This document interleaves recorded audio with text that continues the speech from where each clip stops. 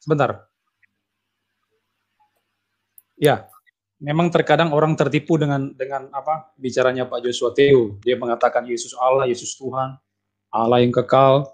Tapi kalau kita meneliti secara lebih mendalam, posisi Pak Joshua Theo ini sebetulnya belum jelas dari mana posisinya. Karena dia bilang begini, sebelum Allah mencipta segala sesuatu, mulanya itu Allah itu cuman satu hakikat. Hakikatnya apa? Dia cuman roh. Belum ada pribadi. Nah, tadi kita sudah sempat singgung. Cuma hakikat, belum ada pribadi. Lalu kemudian Allah mencipta pribadi bagi dirinya sendiri. Siapa itu? Ya Yesus itu. Dia kutip dari Wahyu 3 ayat 14, di Amsal juga, Amsal 8, Kolose 1 ayat 15 juga dikutip. Jadi Yesus ciptaan pertama. Jadi waktu Yesus dicipta, jadi sekarang Allah sudah mempunyai pribadi. Yang tadinya baru satu hakikat, roh, lalu sekarang menjadi dua hakikat, roh dan pribadi. Nah, ini kacaunya Joshua Theo. Lalu kemudian dia berpaham bahwa anak Allah itu tidak kekal. Itu nanti muncul ketika di rahimnya Maria itu. Baru muncul di situ. Anak Allah. Padahal Alkitab mencatat kekekalan daripada anak Allah. Lalu kalau dia memahami bahwa mulanya Allah itu tidak berpribadi, lalu Allah mencipta. Ini kan konsepnya Arianisme. Yesus itu ciptaan pertama. Saksi Yehova, jelas dia saksi Yehova di situ. Kalau dibilang Allah itu belum berpribadi, masih hanya mulanya Allah itu belum berpribadi, berarti itu mirip dengan konsepnya Hinduisme dong, karena orang Hindu juga percaya pada dewa atau Tuhan yang tidak berpribadi. Jadi dia masukkan unsur saksi Yehova, Arianisme, Hinduisme, lalu dia mengatakan Yesus Allah. Nah, di satu sisi dia mengatakan Yesus Allah, loh kenapa dia dicipta? Kenapa Yesus dicipta? Nah, dia sedang menabrak dirinya sendiri, ada kontradiksi di sana. Jadi memang Joshua Theo ini sedang mencampurkan beberapa ajaran, lalu dia taruh di sebuah baki, lalu dia mix itu ajaran itu, jadilah teologi blender yang menurut Pak Deki bilang. Dia memblender semua ajaran itu, dia mix jadi satu, muncullah sebuah isme yang sebetulnya harus kita lekatkan kepada Joshua Theo sebagai Theoisme. Jadi dia bukan seorang oneness yang murni, menurut saya tidak. Walaupun dia mengatakan dia representasi oneness of God, bapaknya oneness atau ketua sinodenya oneness, tapi tidak seperti itu sebetulnya. Sebetulnya dia mempunyai aliran sendiri yang mungkin bisa saya sebut sebagai Theoisme. Ya mungkin Pak Pangeran bisa tambah Pak. Baik.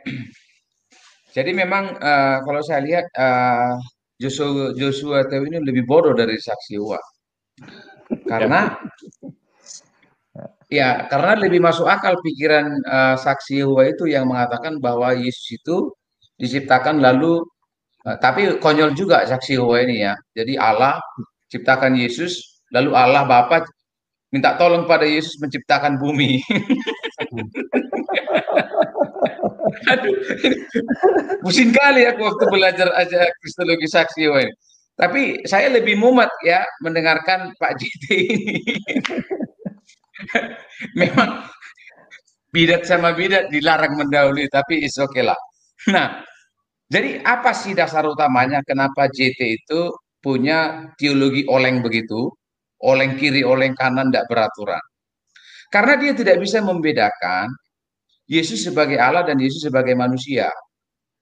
Yesus sebagai pencipta yang datang dari surga dan Yesus sebagai anaknya Yusuf dan Maria. Yesus yang turun dari surga dan Yesus yang beralamat di Bethlehem gang nomor 12. Saya tidak tahu nomor gangnya Yesus waktu dia tinggal bersama Yusuf dan Maria. Makanya kan Yesus disebut turun dari surga, datang dari surga. Pada saat yang sama disebut Yesus lahir di bumi. Yesus lahir di Bethlehem. Yesus lahir di Palungan. Nah, Joshua Theo nggak mengerti ini. Nah, saya satu aja ayat yang saya singgung. Yohanes 1 ayat 1. Enarke en hologos, kai hologos en prostonteon, kai theos en hologos. Pada mulanya adalah firman, firman itu bersama dengan Allah, kai theos en hologos. Dan Allah lah firman itu. Jadi kalau Joshua Theo nggak bisa membedakan Yesus sebagai logos dan Yesus sebagai sar, Yesus sebagai Allah dan Yesus sebagai daging, repot memang. Kan ayat 1 jelas, Theos itu adalah logos. Dari aspek ini, tentu saja Yesus layak bergelar sebagai pencipta. Karena Yesus itu sendiri adalah Allah. Tapi ayat 14 dari Yohanes 1, ayat 14, kai hologos sar egeneto. Dan firman itu menjadi flesh. Sar itu diterjemahkan oleh LI memang menjadi manusia, tapi kata manusia dalam bahasa Yunani bukan sar, tapi antropos. Nah, ayat 14 itu kan gini, kai hologos sar egeneto. Dan firman itu to be, menjadi, ginomai. Ya, egeneto dari kata ginomai, sar, menjadi daging. Nah, menjadi daging ini yang peristiwa Bethlehem. Peristiwa Yesus lahir sebagai daging, sebagai manusia, anaknya Yusuf, anaknya Maria. Dia di sini disebut anaknya Yusuf, anaknya Maria, bertambah besarlah dia. Bagaimana mungkin Yesus sebagai anaknya Yusuf dan Maria adalah eternal, pasti kontemporer, karena apa? Daging itu tidak bisa kekal, Pak. Makanya Yesus bisa mati. Yesus bisa bertambah panjang rambutnya, Yesus kumisnya. Seperti yang dikatakan tadi oleh Pak Edward, dari aspek inilah Allah itu ada sisi kontemporernya. Tapi dari sisi ayat 1 tadi, enarkehenologos dan leosis adalah theos, yaitu hanya berbicara eternal, karena logos, Yesus sebagai logos dan Yesus sebagai sar, itu sangat berbeda dunianya. Ayat 1 itu dunia Allah. Disitulah Yesus layak bergelar sebagai pencipta. Tapi begitu sar, Yesus sebagai daging, dia adalah anak Maria yang tidak kekal. Iya toh? Kalau dia kekal nggak bisa mati dong. Nah, ini yang dari aspek ini bisa kita mengatakan bahwa Allah itu punya dua dunia. Eternal, tapi kontemporer ini dari aspek Yesus sebagai daging, kan begitu mestinya. Nah, Joshua Tewu nggak bisa membedakan ini. Makanya Allah itu, Bapa itu ya disatukan aja, dicampur seperti campur es krim begitu, seperti es campur kan. Loh, nggak repot sekali ini. Yesus disebut sebagai nabi. Apa disamakan nabi sebagai Yesus sebagai Allah? Nggak repot. Nanti makanya teman-teman saya Islam yang kebanyakan gundul itu kan gitu kan. Loh, kalau Yesus itu Allah, kok dia disebut guru? Misalnya almarhum Moko Ginta. Pak Manurung. Yesus Anda itu, Tuhan Anda itu hanya sebatas guru, rabi, guru TK lagi katanya. Legundul kamu, saya bilang. Bedakan Yesus sebagai logos, sebagai Allah, dan Yesus sebagai anaknya Yusuf, sebagai sar. Nah, Yesus sebagai sar ini berbicara Allah kontemporari tadi. Gitu loh. Nah, memang susah ya mengajar ini bagi orang yang memang otaknya itu hanya 3/4. Nggak dipakai semua, mikir gitu loh. Nah, jadi kalau saya bilang apakah Joshua Tewu sama dengan saksi Uwa? Jadi ibaratnya itu saksi Uwa itu hampir stres teologinya. Ada Joshua Tewu ini sudah sampai kepada fase stres teologi atau teologi yang stres.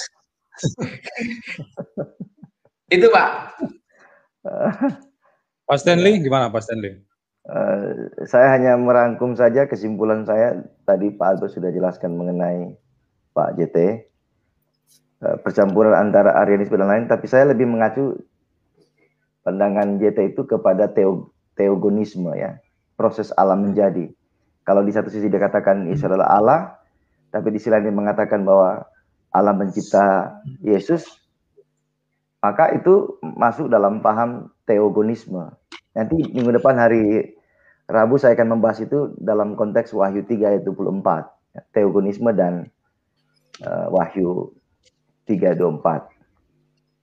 Itu saja dari saya. Kalau soal yang eternal dan kontemporer tadi Pak Edo sudah jelaskan itu dalam konteks Allah yang kekal, lalu inkarnasi, dan juga Pak Manurung sudah konfirmasi kembali mengenai konteks itu.